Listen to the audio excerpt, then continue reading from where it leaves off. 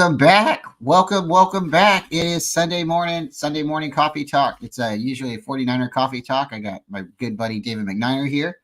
I'd like to say good morning to him. And I want to shout out the chat. Thank you, Remelia Sports. We know you're a true faithful. You're always here supporting us. Is David McNiner going to be here? Well, David McNiner's here. There is no David McRam. I've never met the man. I got to say, that's very clever, though. We got James in the house. What's up, James? And CarCast. Hey, if you don't know about CarCast, check him out. He's a New Jersey 49er fan, and he's a young and up-and-coming guy, and he knows his stuff. David, how are you doing this morning? I'm doing great. Woke up, I got my cup of coffee. I'm, hanging out with you, so that's always good to start the day. I do have some big news regarding the Ravens and the Titans. Well, let's hear it. Justin Tucker for the Ravens missed his extra point. Oh, crap.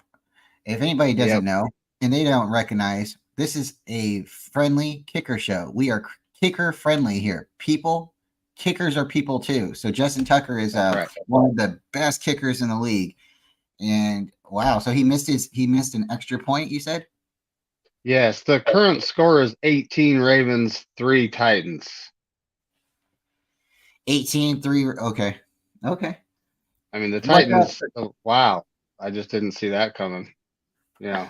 Well, it's in England, so it's always hard to say. If it's not the Jags, then it's hard. It's a hard game to pick because you don't know which team's going to be suffering from like jet lag and which team adjusts. We just don't know, right? Yeah. So I took Tennessee in that game, and so did I. Unfortunately, the reason I did is they played really well last week. I know the Colts came back. I believe the Colts came back, if I'm correct, but I just thought that, that run game with, King Henry coming to, the UK, I thought that was going to be something to say. But let's shout out Crazy Juice. James, thank you for coming. I see you. We're a couple minutes late, but we appreciate you being here. And Steve-O, thank you. Thank you so much for coming. Oh, are they in Germany? I'm sorry. We got to check that out. They're in Germany. I'm not sure. So we will check that out. So how's everything else going? The Denver and Kansas City game, did you hear about that? Yeah, the Kansas City Chiefs did beat Denver. It wasn't anything thrilling though. It was like 19-8 or something like that, I believe the score. Yeah. And I mean, Kansas City, their defense is doing its job. Their offense, it's pretty much Travis Kelce, Patrick Mahomes and that running back. Well, I'm not sure how to pronounce his last name. It's number 10. His name starts with a P. But if you don't have him in your fantasy and he's available, folks, I would advise you get him. He's a good player. So if I like numbers and I like hearing about like current matchups and win streaks and stuff like that. So this game against the Broncos versus the Chiefs makes it 16 in a row. The Broncos have lost to the Chiefs. Denver's lost 16 times in a row to the Chiefs. That's not cool. I mean, like sooner or later, you're going to go 16 in a row. In the 90s, we did beat the Rams 17 straight times. It happened. Yep. So and I know there's other teams that's went out there a little longer than that, but when you have that much of a win streak on somebody, it is. It's just you look at the calendar and you're like, loss. And you're the team. You're the one who's got to go play, and you're already counting yourself out. So, okay. CarCast actually said the running back in Kansas City's name. Isaiah Pacheco is what I think it would actually be pronounced as. Yes. I hope I said it right. I believe you did. Shout out to Bebop. Thanks for coming. The Shaw Show. Thank you so much. We appreciate you guys. If you know about the Shaw Show, check him out. Type his name in. Go subscribe. We got Tommy Huxley. What's going on, Tommy? Appreciate you. All right. So, Laura Cat, what's up, Laura Cat? I'm so glad I switched to your comment. Hey, we love Tommy, but seeing a good morning is a lot better than ass bags. So we'll just leave it like that, right? Am I going to church? No. Great comment. So on the weekends, we have our interview shows, our breakdown shows, a little bit of our history shows on Saturdays. And if you ever want to come on, Tommy, we'll get you on for like where that.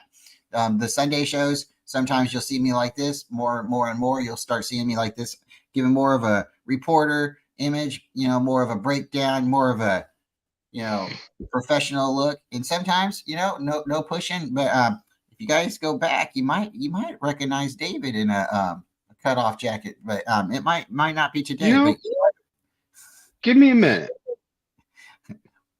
We'll be back. I'm gonna hold down the front. So, folks, we've had a lot of good stuff going on, and Corey Davis had a really good show last night. So if you check him out, he had an interview with a Cleveland Browns member, and he was a really, really, really cool show.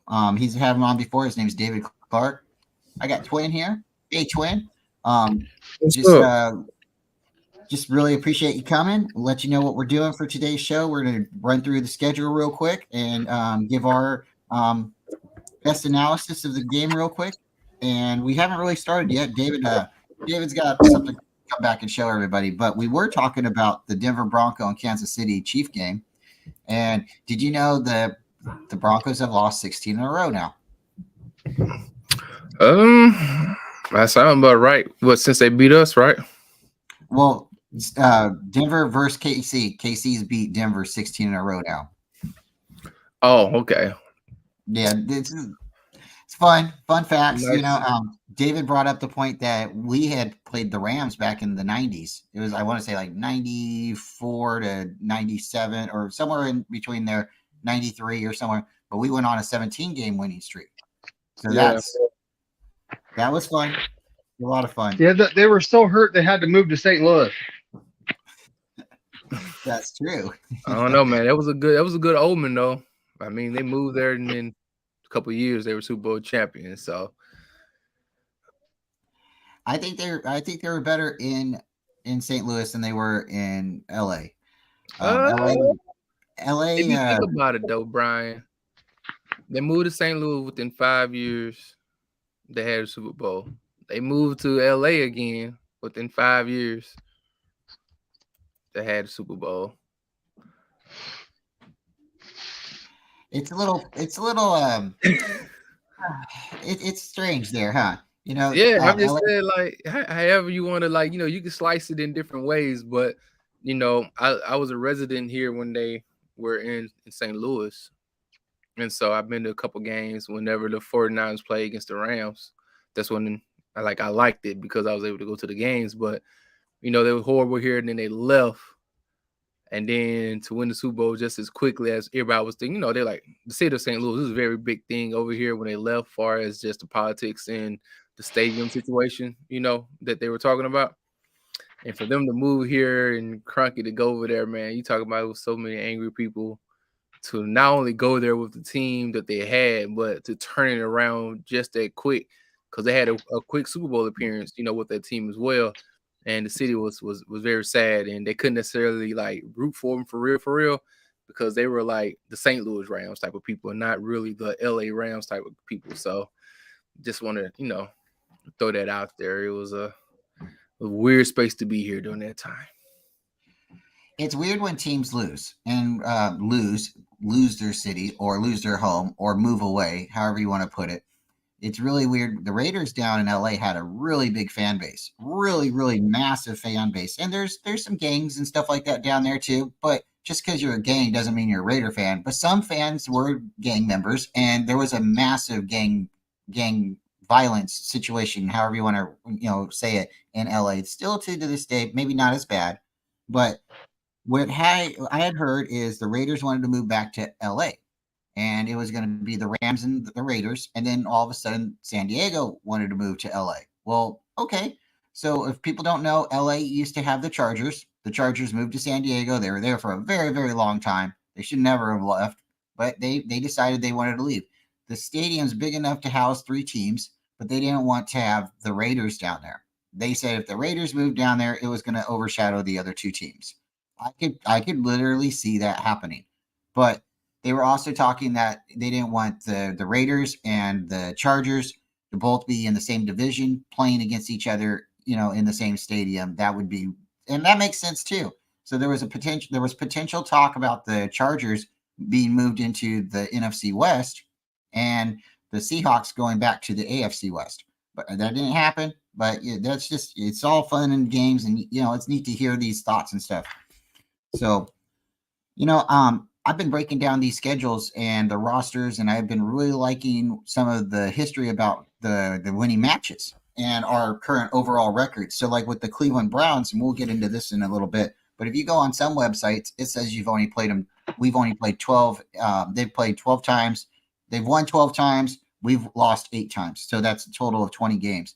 But it's actually been a total of 29 games if you go back to the first meetup in 1946, where we were division opponents. We played them 2 times every year from 1946 to 1949. And in 1949, we played them 3 times. So if you add that in, overall is 29. They've beat us a total of 19 times, and we've won 10 games. This is our 30th matchup. And I like looking at it because even though that's the old history and that's, old games and they don't really have anything to do with us, it is the mentality. When you beat a team so many times, you kind of get that, oh man, where are we going to go play? Even though we have, maybe different confidence and again, different swag. When we go to play Cleveland, we typically don't score more. We score less than we play at home when we're playing Cleveland in these matchups. And typically when we go to play Cleveland, in Cleveland, we lose. Just overall record. So if anybody, wants to look at that and take any stock into it, I'm not. I just like looking at it. I like seeing if we can break the streak. If Cleveland truly is cursed, then let's go in there and let's just rain on it. So, Twin, what's your thoughts? And let's get into it. I can see how, like I said, a lot of times the history for people who are fans of the teams, it really does help just have a good barometer on what has happened as far as, the history, especially when you have a team like, we learned last week playing against the Cowboys and what their history was and how it affected us all knowing them. And we know just that type of things of that nature. And we really do talk about it when it comes to the Rams. We talk about it when it comes to, other division foes as well. And so it shows us the rich history of the team that we do have, and everything that we've done, everything that we go through. It also helps us see the mentality that we may have, and for us being like players, people who really like the team. Even if you look at this year's stats when it comes to the Cleveland Browns and their opponents when they come over there to Cleveland, it's not that great. They are a very, very good team when it comes defensively, when it comes to holding other teams down to below their league or below their season average. So knowing us and our history going there, giving us the opportunity to play there, hopefully somebody may say these things because usually the coach try to find any type of motivation, whether it was from like old school, like fun facts like you just dropped down to help motivate the team. Because at this time and stage of the year, I know it's still early, but you're trying to find every little bitty thing that you can to try to motivate players, and every player is motivated differently. And so the fun fact may be something that this one player is like, oh, okay, I really like that fact, and that may encourage him to play. Not saying that he's not going to always give his best, but there's always the little things as a coach, and that would make great coaches. They are able to find the small nuances in this game that's so hard to play to kind of keep these guys motivated, especially us coming off a high, so high, like such a great win against the Cowboys. And this team here, it's not the Cowboys as far as the franchise is called, but just their defense, their mentality. And that was the biggest thing between the Cowboys and the 49ers, with the mentality, the physicality that we play with. It's not something that we just trying to do. It's who we are. That's how we were established. So when you go into the Cleveland Browns, they're the junkyard dogs. You know what I'm saying? They're always been gritty and nasty. And so this team embodies that culture as well. So it helps us keep that type of focus. Like, hey, man, this team does play nasty. Defensively, they are known as a team that don't play around. So y'all got to make sure you bring your best. So whatever you can do to tie those things in to get the guys ready, man, I'm kind of excited to see what would be the outcome of that situation. So also getting into this, I found out, again, the Niners don't get shut out by many teams, but a shutout's still a shutout. If it scores, 1 point, 1 point means your team didn't show up, right? The other team wins by 1 point default. 2 points can happen. That's sad if you get a safety or something. 3 points, a field goal, right? So basically that's going to be it, right? 2 or 3 points is the lowest you can beat somebody, right? If your other team gets off the bus. They shut us out by a touchdown in 1974. 1974, 0-7. It was probably a lot of running. I understand that was, a long time ago. But guess what? We don't get shut out by very many teams. And if anything, I'd like to hand them back that favor and say, hey, thanks. Here you go. How do you like that? It might have been a while, but we got you, right? All right, David, you are back. Let's get into this and we'll start going through it with Twin. We were briefly talking about Baltimore and Tennessee, and that game's still underway as far as I understand. Let's go to Washington and Atlanta. What's your thoughts on Sam Howell going to Atlanta? Honestly, I like the Commanders because their defense is pretty good. Atlanta, it's one of those fringe teams, they're rebuilding. It's kind of hard to know what they actually have yet. We haven't seen a lot of them. We've seen them beat teams they shouldn't beat. We've seen them lose the teams they shouldn't lose to. So it's kind of just one of those games where you don't know what's going to happen, and honestly, I believe I picked the Commanders because of how solid their defense is. But they did give up a lot of points to the Broncos. So, Yeah, I agree. I definitely agree. Washington is sneaky scary, and they're just bad enough to lose games, but if you take your eyes off of them, they can come at you. And they have a good defense, and they got a quarterback that wants to play. He's a short, little, stocky guy too. He's got some muscles in those legs. I'm getting like Drew Brees vibes, if that makes sense. Somebody that's not super tall, but somebody can move around in the pocket. Okay, when Twin comes back, we'll get in with Twin, but we'll move on to Minnesota. Minnesota, they call that the Twins, right? And we'll go to Minnesota, Chicago. So, David, after the Browns, we have to go play Minnesota. So, your thoughts on Kirk Cousins and Justin Fields? So you got the battle of the has been versus the could be. That's seriously how I'm looking at it. Kirk Cousins right now has no weapons. Justin Jefferson was placed on IR, unfortunately. He's a great wide receiver. The Vikings, they got rid of Dalvin Cook. Most of their defense is gone. I really don't know what their GM is actually thinking. It's kind of like halfway blowing it up to rebuild it, but not going full blow up to rebuild it. It's just strange. Normally if you're going to rebuild a team, you blow it up, you trade everyone, you get draft assets, and you start the process. But they haven't quite done that yet. Maybe they're waiting until mid-season, the trade deadline, to try to get the most they can for the players that they're looking at, moving on from. But, Minnesota sounds to be they're really weird right now. They sound like they like Kirk Cousins, but they're not doing well with him right now. And it's not all on him. It's definitely not all on him, but there are some moments where you're like, you've just fumbled. You just threw the interception, so you almost have to play mistake free for this team to win. And any other mistakes can happen, but if the quarterback makes the mistake, it can't happen. I see Minnesota making some trades here too.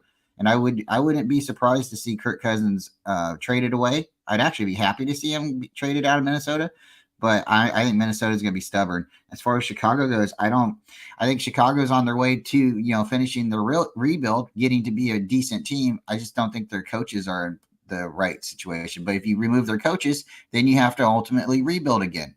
Twin, what's your thoughts on Minnesota and Chicago this weekend?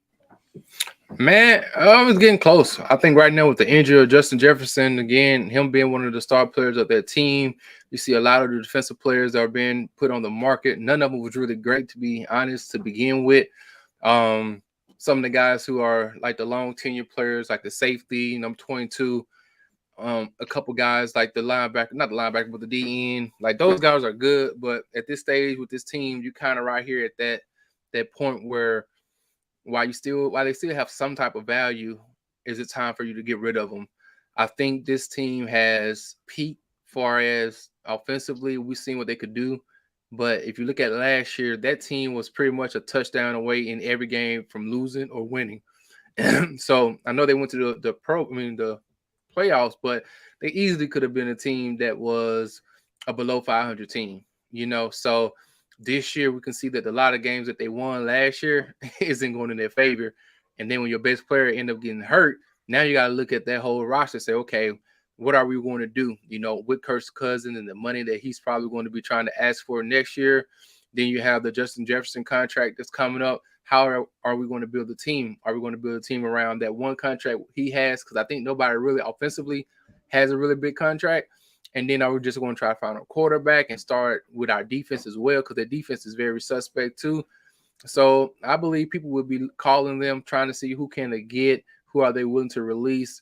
And I think it's ownership's time to look at that coaching staff and say, hey, do we just want to keep Justin Jefferson, let go of this coaching staff, bring in somebody new, you know what I mean, and just start over, especially with some of the other teams in our division not really good right now, meaning that the Green Bay Packers are kind of in that middle situation, the Bears in that situation. You do have the Detroit Lions that are in more of a stable situation far as where they're going as a franchise, but right now is a good time to me as a franchise to say, okay, these other two teams are still trying to figure their way out. We can fire sale and turn it around and catch up with the guys that we see ahead of us, or at least come back and be a quick number two as far as being ahead of the Chicago Bears and the Green Bay Packers. So that's what I feel about that team. I do think the Chicago Bears have been playing better the last 2 weeks. And then you play against another off defense like this again with the guy Justin Fields. He has played kind of well, last 2 games. So if he can go back and put 3 games in a row where he's playing consistent good football, getting DJ Moore like touches as well, and Cooper and Herbert, I believe, is the running back, giving him some carries, him in Montgomery. Hey, I think they're trending a little bit upward compared to how Minnesota is trending downward. We got 2 questions, and the first question is from Sentinel Football Channel, and then I got to give Jay in the Bay a special shout out. What's good? He does it so much better, but you got to have fun when you say it. So we got 2 questions real quick. Sentinel brings up Bryant and panel. Have you heard anything about the Niners talking to the Bears about cornerback Jaylon Johnson? I have not, but I will listen and I will try to find any information. Have you guys heard anything about Jaylon Johnson?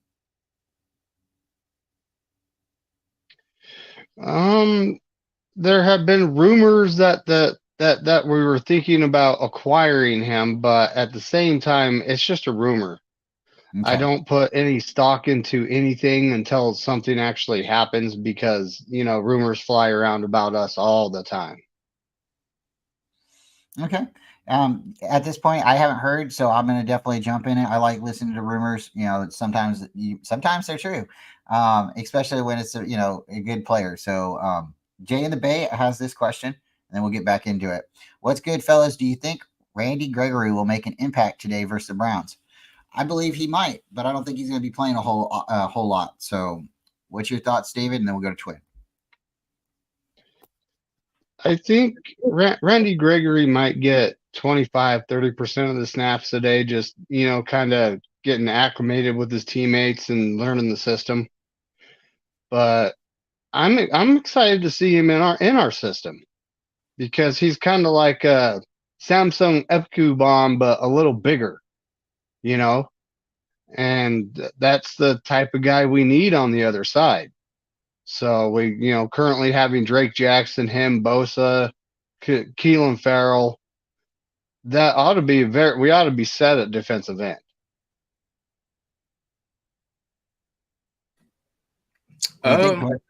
Yeah, I mean, somebody, first and foremost, he's a veteran. He's played in NFC for a while now. I know he just came back from the AFC for as being Denver Broncos, but he started his tenure with the Cowboys. I followed his career mainly because of just being a watching my brother's content. So I've heard a lot about Randy Gregory and what it was that he brought to the table. He's only 30 years old. He has had some lower injuries as far as within his knee, but also not being able to play last couple of years, kind of recovering. I do believe he can be an impact player. I think he's very, very smart, man. People don't understand that this guy is a savant, and so being able to play on the defensive line like we have with the guys that we do have, as far as the Armsteads and the Bosas of the world, and then be able to put his mind together with somebody like Chris Kocurek, I believe that will do great things for his career, like far as just just for this year per se, and just for overall just our talent, on that defensive line. We do need that depth. Somebody come off that edge like Randy Gregory can probably change his game a little bit. I hear him talking about whether his finger will be standing up or we be able to put one of his hands on the ground. So he was just talking about how in this system he'd probably more in the 3-point stands, being able just to pin his ears back and rush and not necessarily have to run and worry about surveying the field as far as in the standing position. I can see that he likes that. So I'm kind of excited because he knows that he can bring a different mentality here as far as just his length. He's very rangy. He's very long for a guy coming off that end. You'll see when he go on the field with some of the other guys, you'll see like maybe how Drake Jackson looks, and then you see how his body looks, So the different body type to me as very like it becomes kind of a little more compacted if you look at him. And like I say, he's the more of a rangy guy. He looks like a small forward almost out there when he comes on the defensive end. So I definitely believe he can bring some impact. I definitely believe he will help probably Drake Jackson out a lot too as well. It's always good when you bring in a veteran who can speak to the young guy and maybe say one little thing different compared to the guys who was already in their locker room. And so I'm quite excited to see his impact, and I know he'll be a good addition to our team coming up. Awesome. I really think that's true too. So me and David, I think we're talking the other day about it, and he's basically like a hybrid, like a defensive tackle, defensive edge, / linebacker. He can play a lot of different positions, and he's versatile. So I'm excited about him. So let's go through this, and we'll go through it as quick as we can. We won't take too much time, but we appreciate everybody for being here. And we know there's a lot of good things out there, and games are getting ready to get started. But our next game, real quick, is Seattle versus Cincinnati. Fun fact: I found out Seattle was originally a Miami team. They're not the same Seattle team. It's a different franchise, different ownership. But again, fun stuff. Back in 1946, there were the Miami Seahawks. So, okay, with this game, I'm interested because I think Joe Burrow is going to be back. But last week, Seattle had a pretty big game with their defense. There was a lot of sacks. I think they had like 11 sacks or something. So that's crazy. That's really, truly crazy. David, your thoughts on Seattle, Geno Smith going in to play Joe Burrow? I think the Bengals are coming around. They're the last couple of years they've been a contender, and a lot of it's just been Joe Burrow, and their offensive lines have been mid. But at this point, they haven't played their best football, and last week he looked like Joe Burrow last year. And hitting Jamar Chase, they're starting to look like the team that we thought they would be. And unfortunately for us, that's that matchup's a couple weeks away, but you never know what's going to happen. Look at what we just did to the Cowboys, and they supposedly were one of the better teams in the NFL. But at this point, I don't know if Seattle can go on the road and beat Joe Burrow. I did pick the Bengals to win this game. Shout out to Joe Stevens. And they had 11 sacks last week, but that's kind of one of those. Can they repeat that type of performance? I don't think they can.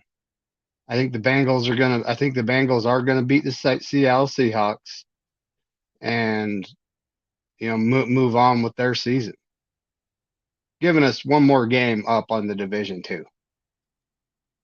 I like it. Twain, what's your thoughts? Man, I want to be aboard. Me and my brother was talking about this game this week. It's a very tricky game.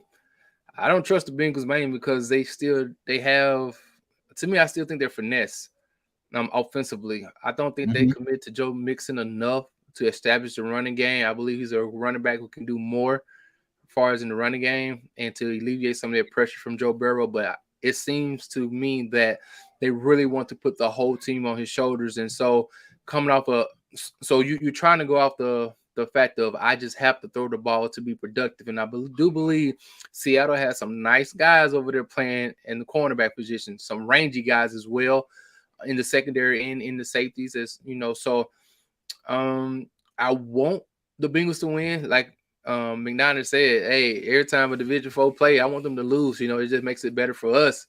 But at the same time, I think Pete Carroll, he's going to try to like run the air out the ball, trying to make sure Joe Burrow don't get a lot of opportunities to go down there and score the ball. And so they would probably play keep away. I think the Bengals D-line is pretty good. I kind of know they are. They play decent defense, but I do believe that Geno and the roster that he does have around him for his supporting cast could cause them some troubles as well, especially if they're not division opponents. So whenever you have somebody coming in from a non-conference, can bring a little surprise for what it is that they do. We know Geno go try to throw the ball to Metcalf and, to Tyler and so on and so forth. They're going to run the ball pretty hard. So I want us to come with the victory, but at the same time, not us, but I want the Bengals to come and win the game. But at the same time, I'm not too sold on the Bengals just yet. So in my heart, I want the Bengals to win. But in my mind, I really think they might lose this game. And this might not just be their year. That's a good point with the finesse. The only thing you can do with the finesse team is if they can get it off fast, and, get the ball out quick, their receivers maybe can get, some traction and get some yardage or something. But with their defense being a very aggressive defense and, like you said, a physical defense, they have to play us. I would say they're more physical than the Rams are. And I would say that Seattle's more physical right now than, obviously Dallas is. So that's a good point. Browns, 49ers are going to play Cleveland. This is the game we all wanted to hear about, all we wanted to talk about, the only one we've been thinking about all week. I got the Niners winning. I said it last week, 42-24. Got really close. Give the Cowboys a little bit too much credit. So maybe I'll take a little credit away from the Browns. I'm sorry, Bengals and Browns. You look at them, unless you're squinting, they look the same. Orange and brown, they same team. Paul Brown went to Cincinnati and made the Bengals. So kind of took everything, the playbook and the uniforms. So the Niners are going to play Cleveland. I think it's going to be 49-3. That's my points. That's my prediction. David, what's your thoughts on the 49ers and the Browns? Well, the over-under for some reason is 37.5.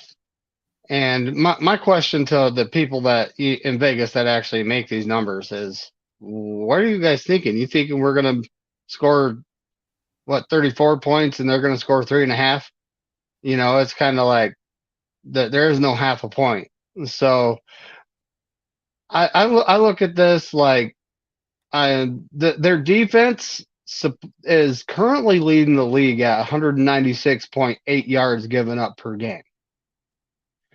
So, but their offense is not going to be able to sustain drives and stay on the field against us. It's not going to happen. They don't have anyone but Amari Cooper. So, no running game, no quarterback for a passing game. This is more than likely going to be a bad day for them. And shout out to my local TV network. I'm getting the game today. Yeah. So, and our defense is good. How can you go up against a good defense with, one really good offensive player? That's it. That's all they got, Their defense, though, they do have Zadarius Smith, and he gives us fits. But as far as I know, he's going to be on the side with McKivitz. So here's McKivitz getting tested again. I honestly think that every week goes by, he does a little bit. He's getting better. He is better than McGlinchey in pass coverage. I'm going to say that right now. Run blocking, no. But pass coverage, yes, he is definitely better than McGlinchey. But, and then you're going to have Myles Garrett against Trent Williams. Good luck to Myles Garrett. Look at what Trent Williams did to Micah Parsons. You're not getting around that man. It's just not happening. So at this point, I do. I 100% think we're going to win this game. 49-3. I would absolutely love to see that, Bryant. I would love to see that, but I think it's going to be more like 41-6. Yeah. Troy, what you think? So I think offensively, man, this team is very suspect. You know what I'm saying? They're not that great, as far as just they've been hit with the injury bug. We all know how that feels as a 49 fan when majority of your key players, get hurt. It kind of sucks, especially when you were winning. So they were winning early on this year. I think it was like 3-1. But I think defensively, man, we really have to be somebody said the weather should be bad, but I don't think so. I think it's later on that evening, the weather be bad. But just as a defense, they nasty. And I do believe they can cause some type of challenges for us. I know we've been playing very well as of late, so I want to be as positive as I can, but also wouldn't mind us having a nasty game, in my opinion. I wouldn't mind us being on the road, coming off a high, beating Dallas, playing against a real physical defense like this right here in Cleveland. Myles Garrett, who can play the end, play the tackle, whatever where you want to go, he can play. You also have Denzel Ward. You have Dunlap. Like, they have guys in the secondary. They're very good as well. The linebacker court, not so hot, far as big name guys and things of that nature. But I still believe that they can cause some issues for us. They're very good against the running game. They're very stout on third down. These guys on third down, they're their best. They get you about the field. So, but at the same time, they haven't played nobody like the 49ers yet. So I'm intrigued to see how this game goes. I wouldn't mind having some adversity this game, in my opinion. Let's have some adversity. Let's see, can we continue to pull out these W's in different ways? I think special teams will play a big part of the game as well. We got to make sure we keep those things buttoned up because our special team has been going very, very hard in the paint this year. Big up to Mitch again. He kicked a beautiful game once again last year as far as punting that ball. He needs somebody need to take him out to eat or something, man. The guy has been playing wonderful this year. I know all the other guys have been they get all the glory, you know what I mean? But we got to realize that field position is very important. Special teams are very important. I know a lot of times it's not the sexy thing to talk about. Everybody will talk about, the defense and the quarterback and what the quarterback did, so on and so forth, or what the defense did. But flipping the field position is very important. Pinning the team back in the 5 or, is very important. Instead of starting at the 20, starting at 95, you got to go against this defense for 95 yards, man. He's consistently doing this and putting us in positions where the quarterback has his back against the doggone end zone, and that's excellent. You know what I mean? So salute to him and how he's been a key factor to this team this year, man. So I really think that'll be a big part of this game because if you get a quarterback like PJ Walker, his back is pinned up against the wall, man. That's benefit for us. He got to look and see that long stretch of the field that he has to march down. And, with a team like us, it's just a matter of time before you make a mistake and give us the opportunity to go take the ball away and go the other direction. So I really would be looking forward to looking at that. But other than that, man, I think we just got enough dogs on this squad to take care of business. We should take care of business. I don't mind. Again, I don't mind a little issue. We might have a fumble. They may recover it. It may say, oh, man, but we still should get the victory here today because our team is just better, in all facets. So, yeah, let's get the popcorn ready. And I think somebody just mentioned here on the side, I saw this earlier today when Matt Miyoko said it's about 35 minutes ago with Aaron Burks having to play instead of the one and only Dre Greenlaw. If you guys know, hey, the boy been balling. Aaron Burks has, some people are PFF watchers, some people aren't. Our highest rated linebacker this year has been Aaron Burks, just for people to know. So in his role, he has played a star in it. So even though we will be missing Dre Greenlaw and just the physicality that he has played with this year, Burks has been playing a wonderful, he's been excellent whenever he has the opportunity to go out there and play. And I don't think nobody even mentioned the name of Al Shazier this year. So, hey, man, I think it's going to be a wonderful opportunity for him to go out here and ball and do what he needs to do for this defense coming up. Excellent. Yeah, he plays on special teams as well, Oren Burks, and he's been really good there.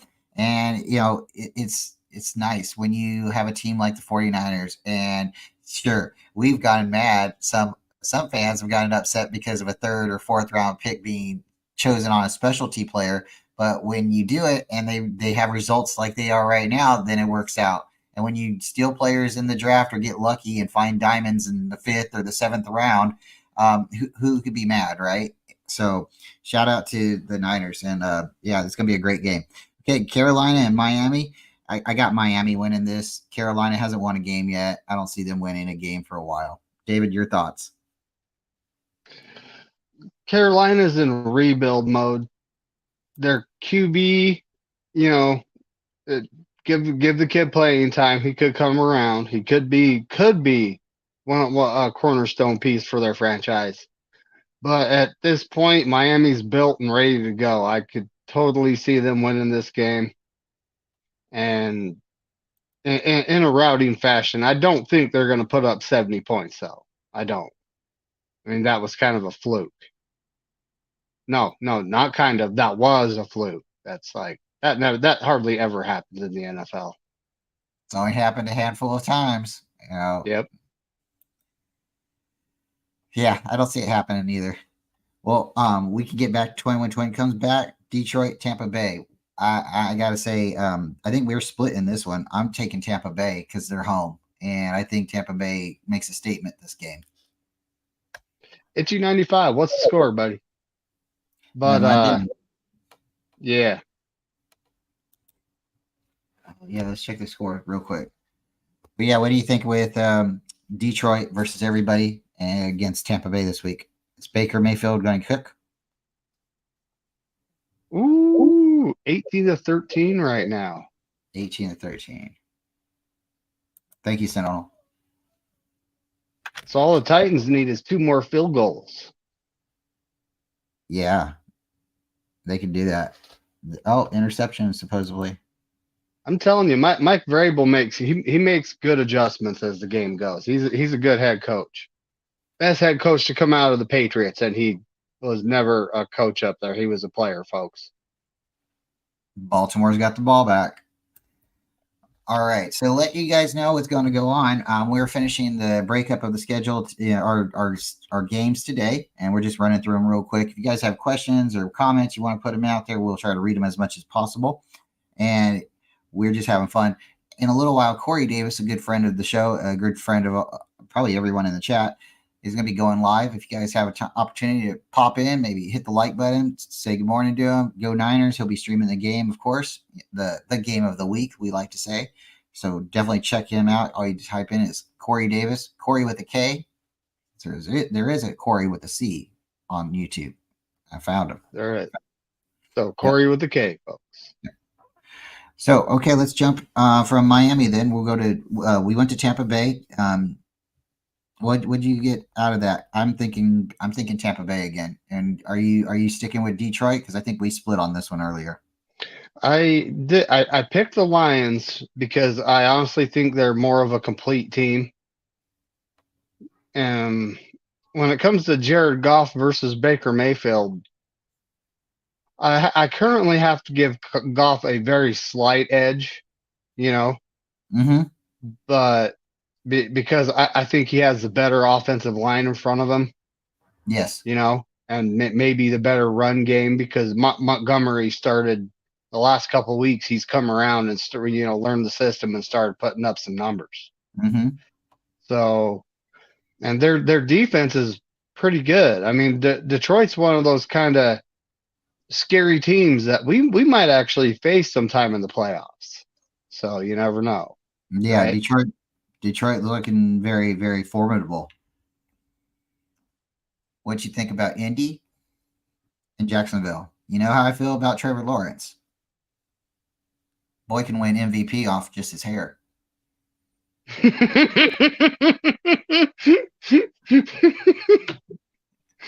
I He tell does. you, He does have the best hair of any quarterback in the league. I mean, he- we'll say that right now. I got the Jags winning at home because the culture. You know, they have two QBs, and when you have two QBs, supposedly you have no QBs, which honestly still don't. I don't think that's a thing. You know, but their rookie Richardson, who actually has looked a lot better than most analysts thought that he would, is out, and Gardner Minshew's in. And Gardner Minshew is actually looking better in the Colts system than he did the Eagles. Go figure. You know, he's a guy I actually wanted to sign and jettison James Richard Garoppolo. I almost made a mistake there. A lot last season, and he could be in the cards for a future backup role with us. hey, I'm right there with you. Bring on Uncle Rico. Cut off jeans, mullet. I'm telling you, professional in the front, party in the back. That guy can throw the ball. I'm a big Gardner Minshew fan too. I think he's got a lot of potential. He's one of those quarterbacks. I would say he's got to be like, even though he's a backup, he's better than some of these starters out there. So, all right, let's jump to New Orleans and Houston. Is Carr going to be riding the bull, or is the bull going to be knocking over the car?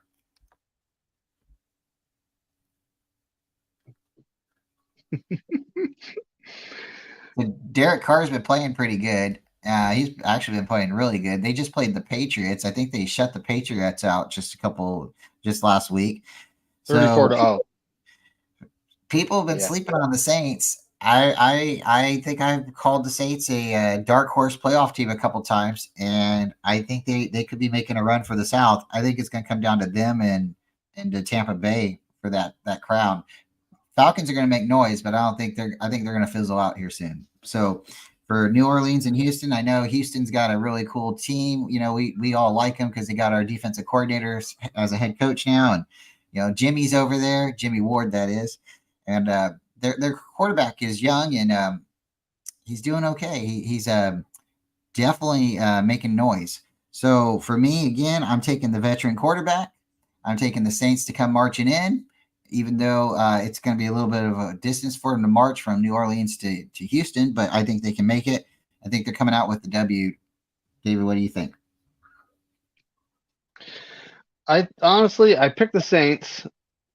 The Texans, they're rebuilding, but they're coming around. They've had a couple wins that make you go, where'd that come from?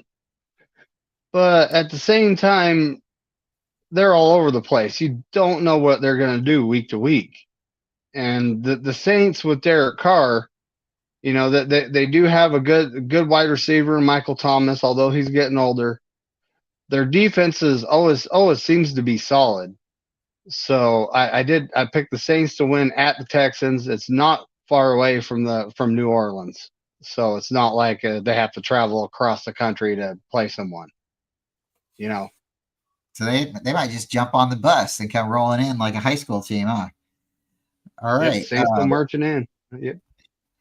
New England versus the Raiders. All right, and New England has to come to Las Vegas.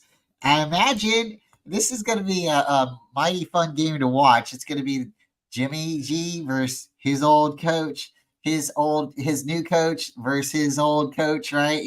This is like New England is like Las Vegas in a way, but it's like if Las Vegas had like a stepchild that they didn't like, it would be if New England had a stepchild they didn't like, it would be Las Vegas. Like they got the coaching, they got the quarterback, they are running a lot of concepts that New England runs. They just don't have the support behind the refs, because there's been some calls that I've watched in the Raider games this year where I'm like, if that was somebody else and it was the Raiders, they might have gotten that call. So I think it's going to take a little while before the Raiders can get out of their dark cloud. Maybe they'll never get out of their dark cloud, but for some reason, the Raiders definitely are hated by we know why they're hated by the league. But this game here, I kind of feel like the Raiders are going to win. I don't think they're going to shut the Patriots out, but I got a good feeling that Jimmy G, he's going to throw a pick, but I think he's going to throw a touchdown too. What do you think, David? I think that James Richards Garoppolo is going to throw a pick. I think that's so accurate. It's not funny, you know. And typically when he throws a pick, he does go down the field and throw a touchdown, you know, trying to compensate for his loss there. But at the same time, it's one of those Josh McDaniels versus Bill Belichick, you know. Bill Belichick more than likely is the better head coach, but his team is just not good right now. No. Far from it. And I think Blake Zappi might be starting this game. But for the sake of it's at Las Vegas, I did pick the Raiders. I expect this to be a hard game to watch if anyone gets to watch it. You know, it could potentially be one of those boring games where the offense just doesn't move the ball and occasionally something happens. You know, whoever makes the least amount of mistakes is going to win this game. I agree. This is going to be a fun game to watch. If it's a Zappy out there versus Garoppolo, hey, if it's not, you know, because Jimmy, he had a concussion and then he decided to play. I guess he got cleared through the, you know, so they all hailed him a hero the last game. So I think the same thing that Jimmy was doing for the Niners, building the chemistry in the locker room. He might not be the best quarterback in the world, but for whatever reason, you know, whoever he's around believes in him or likes being around him. Maybe he's that cool kid, you know, like in high school, you know, that you wanted to hang out with, but he didn't really bring much to the table, but he was cool, right? And everybody stood around him was cool too. So shout out to you, cool guy. All right. We're going to move on to Arizona and the Rams. And this game for me, I'd love to see it just end in a tie, but I'm taking the Cardinals. I'd like to see the Cardinals win, but I think the Rams probably are the better team here. It is in LA, but that don't really mean anything. It really doesn't. Los Angeles, that's a neutral site. that's a visiting team's home site, you know? Good way to put it. Yeah. So what Los do you Angeles is like a baseball city. You know, they're not. I don't think they've ever been a football town. And right now they have two teams. Like it's like NFL, this makes no sense. You know, should have left the Chargers in San Diego. That actually did have a fan base over there. You know, the Rams, St. Louis, what was wrong with, you know, St. Louis, right? Mm-hmm. So it's just kind of just one of those things, you know. Does LA's a big city? Do they have to have a football team? You know, I really don't think so. And what I'm interested to see is how many Cardinals fans show up versus how many Rams fans, you know. That's what I'm interested to see. I'm thinking that it's going to be a 50-50 mix. But you never know, you know. No, I don't think there's a team in the league that travels as well as we do. Maybe Pittsburgh, but that's the only one that I could think that would be comparable. You know, maybe you can say the Chiefs now because the Chiefs are winning. You know, so if you put a Chiefs jersey on, you're cool, right? You're part of that cool guys group, right? Because you just have to look the part. But I would say maybe just the Steelers. But we travel very well, very well. Yes. What do you think about the tush push going up there to New Jersey? Shout out to the Jets. The Eagles at the Jets. So if the Jets could actually sustain drives and score points, you know, that they would have a good team. They have a good defense. But if your defense is out there for 35 to 40 minutes a game, they're going to be gassed and they're not going to be able to do much. The Eagles have a very good running game. That's their primary thing. They're going to be running the ball. and they're going to be passing the ball off the run. They're going to eat the clock. I could see the Eagles winning this game by anywhere from 3 to 7 points. I might be giving the Jets too much credit, but it's a home game for them. I think the field could slow them down. I know they've said they've done modifications to the field and the turf and stuff, but maybe this is where we see the tush push fail. Just saying. Maybe it happens. But anytime you pick up a player and you push him over the line, I mean, it's almost like crowd surfing at a certain point, right? Like just push him over. He's going in. Everybody's heads are down. You can. I don't know how they're going to defend that. I don't think there's really much to say about it. They're trying to make it illegal. I don't think that's right, but I don't know. I'm going to keep calling it the tush push. They want to say the brotherly love or the brotherly touch. I don't know. It doesn't sound right either way. So I'm just going to keep calling it the tush push because it makes me laugh. All right, we're going to New York again. And the Buffalo Bills are hoisting the New Jersey Giants. So the true Buffalo team has an opportunity to show baby New York or little New York who the real New Yorker is, right? The Giants are horrible right now. I don't know what they're doing. I think they've tried to compete, but I think they're seeing that the quarterback's making more and more mental mistakes. So at this time, Buffalo, I know they just lost to the Jaguars. Shout out to Trevor Lawrence and that. But we're going to go ahead and say it's going to be Buffalo. It's a bounce back game for them, even though they're coming back. They should be able to hold off the Giants. Jet lag does happen, so that's a good point. But I think they should be able to hold off the Giants. They only have to play like 2 quarters against them, right? Your thoughts, David? You're probably right. The Giants haven't been able to do much. They have some good players, Thibodeau, Darren Waller, but beyond that, what else do you guys have? Last year, they overachieved big time. And it could have been just a contract year for Daniel Jones, so he had to step up and, earn that money. Who knows what happened? But this year, they are not looking good. I don't see them being very competitive. And the Bills are the number 1 team in New York, and they will show it today.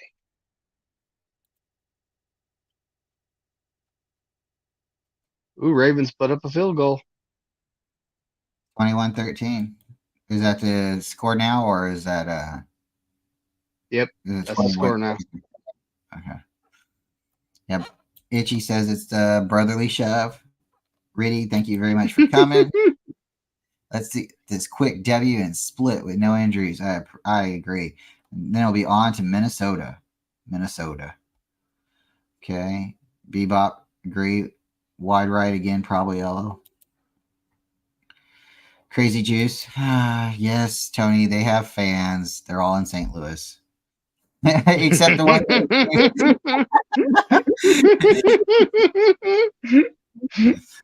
So Tony was like, what? The Rams have fans? And yeah, they have fans. Some of them aren't all Swiftie fans yet. There's some that aren't Chiefs fans yet. So Rudy and Jim, what else do you need? Right.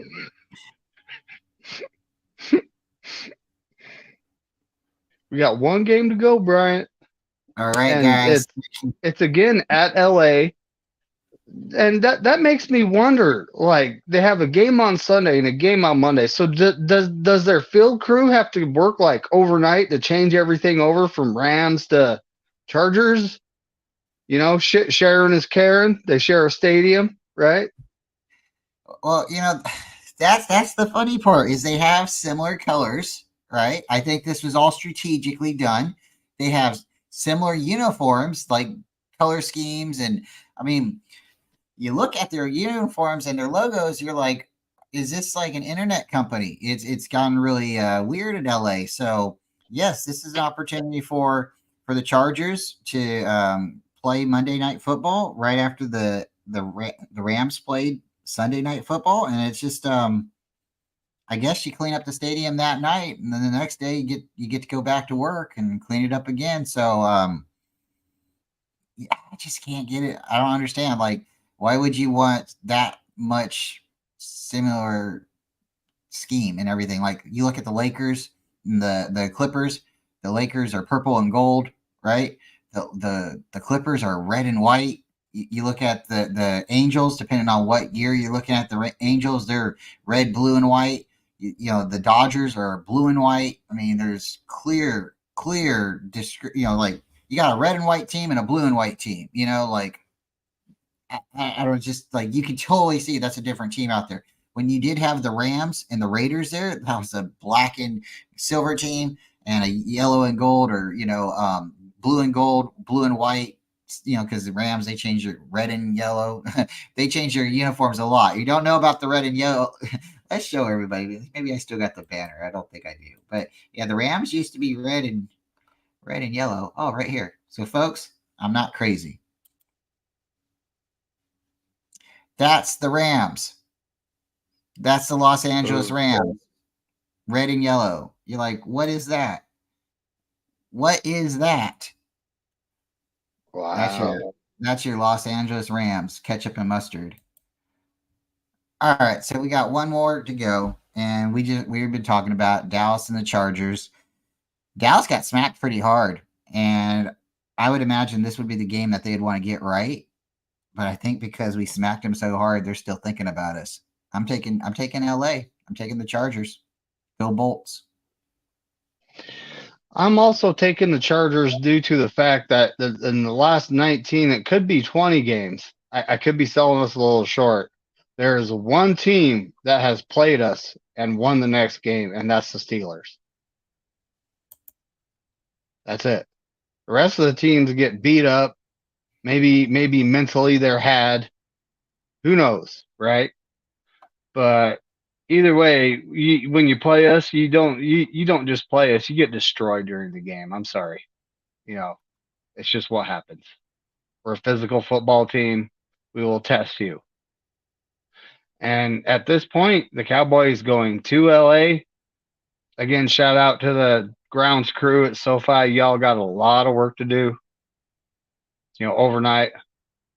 But I think I honestly see the Chargers winning this game.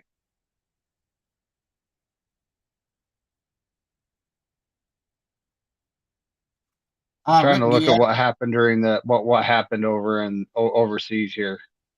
Yeah, and just to let you know, Rick, me and David are trying to put a little bit more of a professional show together, and we appreciate you for coming. And we didn't go to church. We might go in a little bit, but we're just trying to have a little bit more fun with the show. And hey, we got Twin here. Twin just popped back in. Twin, let's hear what you got to say about the Cowboys and the Chargers, and we'll probably end this here. It's all right. Got a whole bunch of kids. Stuff happens sometimes. I'm a dad. Right. David's a dad. We understand, man. We understand. Man. So, Cowboys versus Chargers. They're playing in LA, correct? Yep. All right, man. I think this will be a very pivotal game. I think Dallas has to win this game. I also believe that the Chargers might have to too as well. This would be a very good game to watch. I think both of the coaches are under a lot of pressure. And I also believe both of the quarterbacks will be as well. So the defense of the Los Angeles Chargers have been playing very underwhelming over the last 3 years. They have had a lot of players on there that we thought would be great players and that their defense would be better, but injuries have hurt them like back-to-back years. The Dallas team has shown some prominence this year as being one of the better defenses. You have a quarterback that likes to throw the ball a lot. You have a guy like Micah Parsons, who's angry, who's been talked about in the media. So I think he has something to prove. Not only that, I think Dan Quinn has something to prove as well. When you go get the brakes beat off you, like last Sunday, it was a massacre out there, allowing the 49ers to go down there and just do as they will. He has a chip on his shoulder. So I really believe this will be it could be a competitive game, or this game could be the flip side of what the 49ers did to the Cowboys, where the Cowboys could do this to the Chargers, because it's not like they're void of talent. But, man, I'm going with the Chargers mainly because I need the Dallas to lose as many times they can to continue to help us be the team that we need to be, as far as in the NFC, so that we can get at least a home field advantage. Or if something were to happen, we can have a better conference record than them.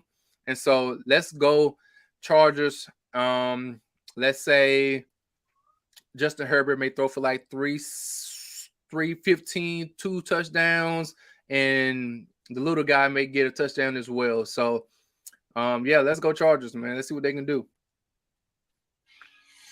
All right, folks. Well, that's going to be about it for us.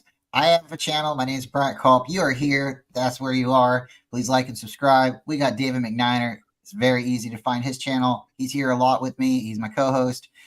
Type his name in. Please like and subscribe. Then we have Twin Empire. Now, Twin's been doing a lot of great things with a lot of people, but I'm super excited when we get him in just for even a couple minutes. Twin's Empire channel is Twin Empire. Type it in. He's got a lot. He's growing fast, but I'm almost at 500, y'all. Come on, man. I need about 6 or 7 more people, man. Y'all gonna hop in there, man. Hit that sub button, hit that share button, man, if you would like to, and also hit that like button. I greatly appreciate it. You know what I'm talking about? Yeah, and we'll be talking in the back, and we'll you know how to get a hold of me. I appreciate it. You send out the bat signal. You know how to get a hold of me. David as well. We won't say who's Batman or Robin when we're around each other, but when he's not around, I definitely be talking. I'm Batman. But gotta tell you the truth though, David does have the car. So if anybody wants to know, David's got a Batmobile. Gotta tell you, he's got a nice car. So guys, we're gonna be back next Sunday. We're gonna try to do the same thing, run through the schedule a little bit, the game. Quick question, real fast before we get up out of here. Since one of you guys are tugging between Batman, I think y'all need to do like a 15 to 10-minute episode about the Batman series. You know what I'm saying? Who's the Heath Ledger guy? Who is you know what I'm saying? Like, who's the better villain between Jack Nicholson and Heath Ledger? You know, like, well, little one day throw that out there, man, just as far as little content on the side. But anyway, neither here or there. I'm just want to throw that out there for y'all. Oh, that'd be awesome. That'd be awesome. Yep. There's David's car. He's got a Batmobile. He really does. You got to have a cool car, and you can nickname it the Batmobile. That's the rules. You know, it's got to be For cool. sure. And David's definitely got a cool car. But yeah, we'll be doing this again. Twin, if you can make it next time, you're always welcome. But we're just gonna go through the schedule, have a little fun, maybe say a couple jokes throughout, nothing too serious. But yeah, if we can give an injury update to you folks, if we can give you a news report, a uniform report, that's what we're going to do. Bring a cup of coffee, and we hope to see you again real soon. Oh, please go check out Corey Davis later, 10 o'clock. He'll be streaming the game. So if you don't have anywhere to hear it and you want to listen to some banter in the background, some jokes, go check out Corey Davis.